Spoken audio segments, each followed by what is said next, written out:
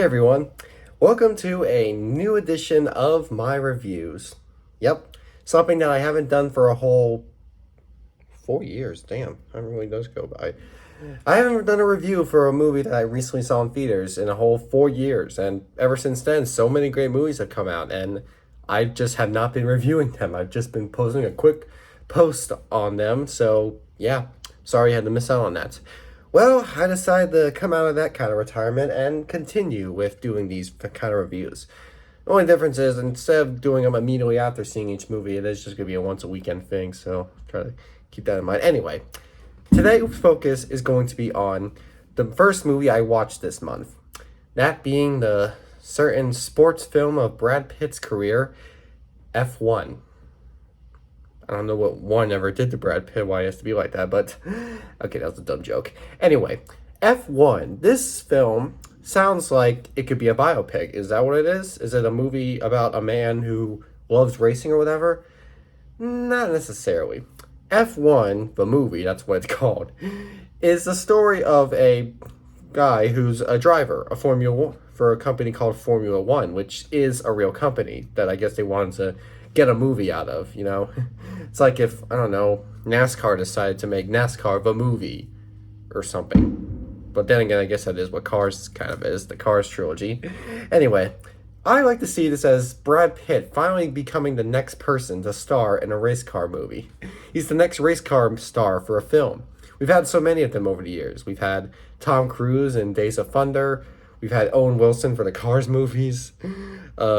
Will Ferrell for Talladega Nights. Chris Hemsworth for Rush. Christian Bale for Ford versus Ferrari. And now we have Brad Pitt in F1. And this was a movie that I wanted to see because I knew that it got a lot of praise. Many people enjoyed it. Considered it to be a pretty great sports film with such excitement to it and nice storytelling. So how does that go? Does the movie succeed in any of that? Is it as great as people have been calling it? Or as great as I would believe people have been calling it? Well, let's dive into this review and let me go ahead and analyze it piece by piece. By piece, how it's going to work is, first I'm going to focus on the genres the movie has and how it handles each of them, and then go into the story to see how the story handles. And then afterwards, with all those things put in, I'll say what my final thoughts of the movie are. So for each genre, let's go ahead and start off with the first genre this film tackles, action. This is a partially action movie, and you know me, I love action movies, so when I knew that this film was an action film, I had to get right to the cinema. I had to go see it because I knew action would always be fun to watch. And how's the action in this movie work? What's it like? Well, in terms of action, most of it consists of the racing portions of the movie, because yeah, there are those. Since it is a movie focusing on racing, the whole driving sport, calling it racing, motor sport, whatever, this movie does it like all the other films do it, showing sort of different angles of the driving, showing the cars go on a track with the speed, the force, and all that. This movie even does some point of view shots where we get to see sort of what it's like, what it looks like from the driver's point of view, or we sometimes see the drivers themselves when they drive. And you can definitely see why it does that, because the director of this movie, as the posters and trailers implied, is the same guy who did Top Gun Maverick, which also included all those fun shots where we got to see them in the cockpit and stuff. So this movie, we get to see them in the car race, and we get to see the cars move at a nice fast pace. So I'll admit, the action it's not, I will admit, I feel like most of that's just kind of not needed, per se. I mean, for a racing movie, we get it. You know, you want to show performer racing, but you don't really show much. All you really show are the shots of them in their speed, and they show a little too much, I have to admit. Like for Top Gun Maverick, it makes sense because our focus, they are supposed to be fighter pilots, so we're supposed to feel the tension there. But this is just, they're not racing to save the world. They're not trying to race to stop an evil government or anything like that. They're just racing because it's a sport. So I feel like sometimes where they're showing these shots of them, I just don't know if it really needs that much tension. I don't know. I just feel like that they kind of overdid it.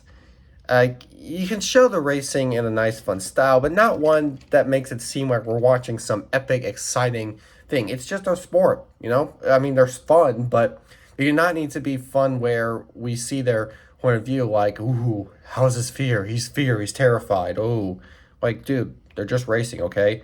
And it's not like this movie had any of those big incidents where they crash or explode. But the thing is, it did. Yeah.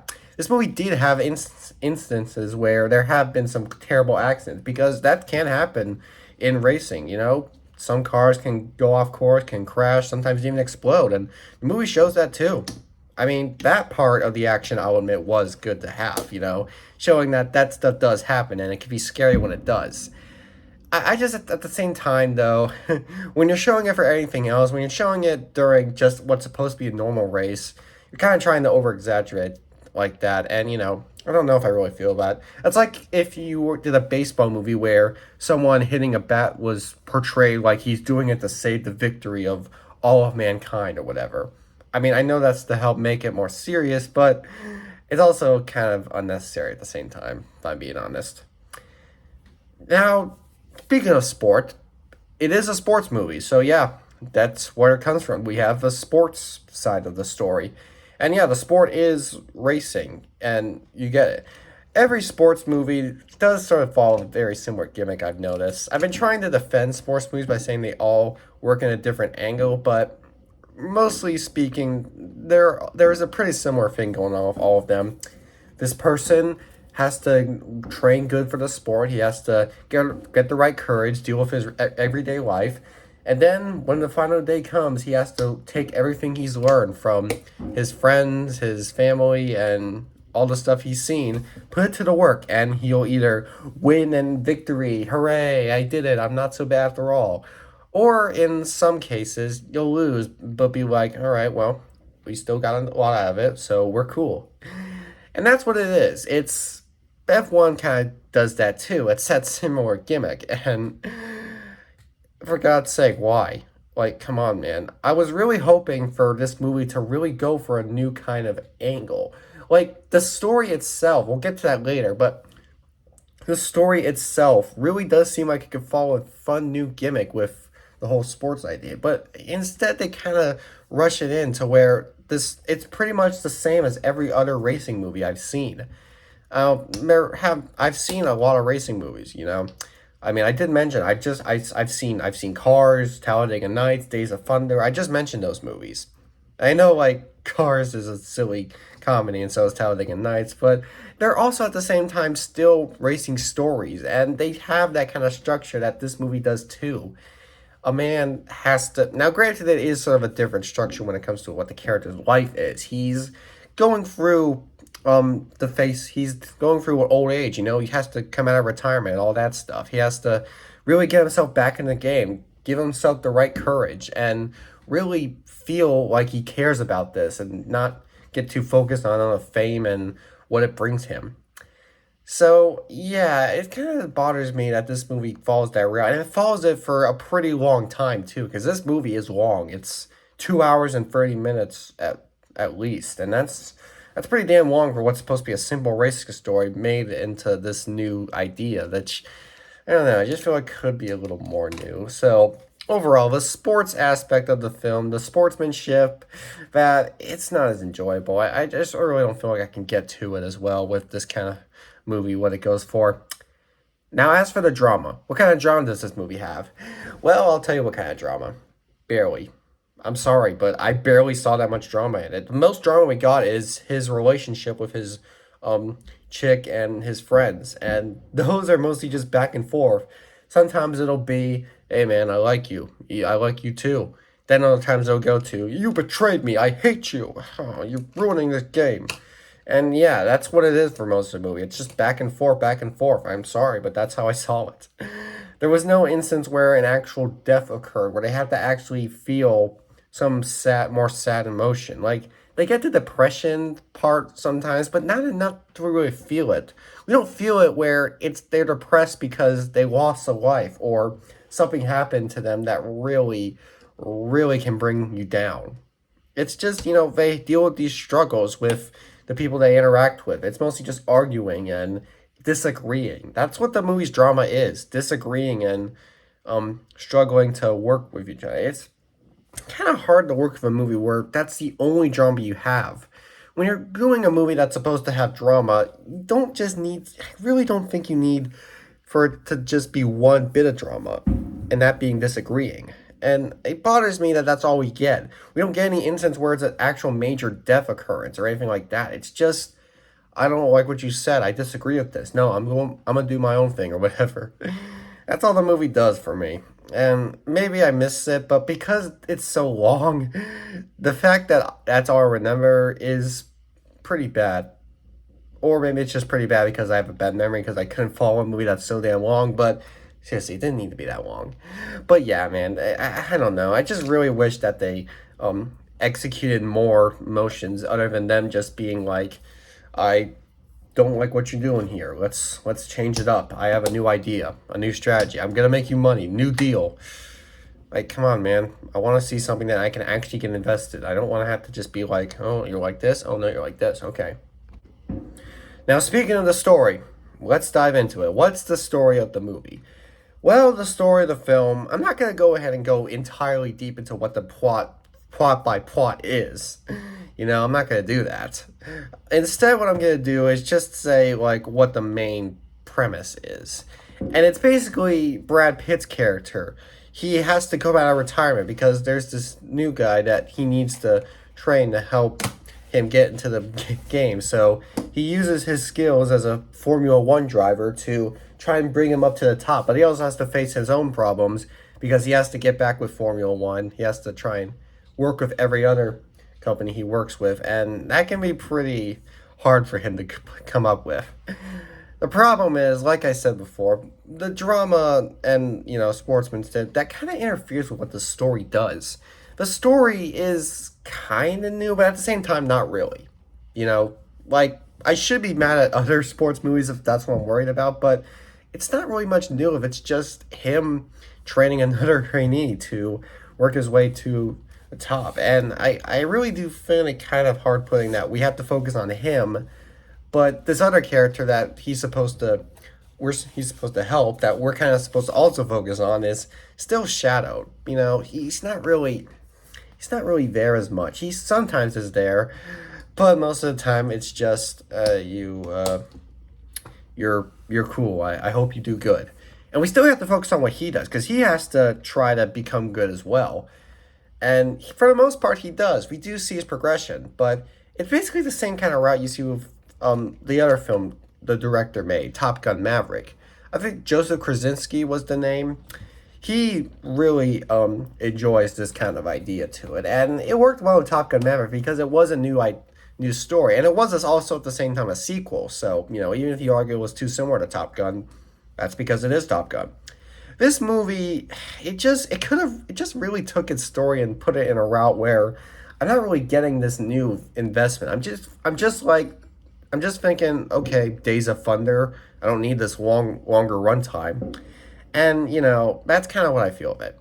Now, not everything about the story was bad. No, there were some good aspects to it because, there were some bits where Brad Pitt did put some emotion in. To his credit, he did a good job in the role. Of the other actors, let's see, there was Benjamin. Javier Ben. I have to look back what how his last name goes, but he was decent, I guess. He was the second best actor in the film. All the other ones were a tad forgettable, but they weren't awful, I guess. Performance-wise, the movie worked fine, and they could help the story go forward because they are real people. And I guess I can give this movie credit for taking the route of feeling like it's a true story when really it's just its own thing. It's like the Citizen Kane situation where I thought this was a true story when really it's just a made-up story that can be seen as commentary for what could be true. But the problem is, because this is supposed to be a new story and it's not based on a true story, it's a new one. I just don't like that it still has too many similar aspects for its kind of gimmick, because it's not much, there's some new things, but for the most part, the story is just a plain similar one that I've seen in other racing movies. And the fact that it's over 2.5 hours just makes it kind of worse for me. Like, maybe if this was a shorter film, I would accept it more, but because it's just so long, I'm expecting more new stuff, and it's just, I feel like there could be more for it. So I would have accepted if it was based on a true story because, it's a true story. We got to focus on it. But it's not. So I don't know, man. Just couldn't work with it. And if you couldn't tell by those reviews, here's the thing. A lot of people say F1 is a pretty great sports film. It's works well. It's one of the best movies of the year so far. However, I for one didn't like it. Yeah, I'm sorry. I know it pisses you off maybe. Oh, well, come on now. It's an original movie. You have to like that. Well, I'm afraid it's no excuse to just work to its way through it. I'll like and dislike what I want. I don't care if it's a sequel or not. I don't care if it's something I should go see in theaters or not. It's just still a movie that just didn't work for me, and I just feel like it did not have to be so long, did not have to be so plain and simple, and because of that, 5 out of 10. That means I didn't hate it, but nor did I really like it. I just found it to be too basic of a plot, too long, too just not for my style. All right. And yeah, because of that, 5 out of 10 in my opinion. If I pissed you off, I'm sorry, but I don't know. I guess it just wasn't kind of the kind of film I was hoping for. So if you disagree with me, you can maybe share what your opinion on the movie was. If you think I'm missing something, then you can let me know.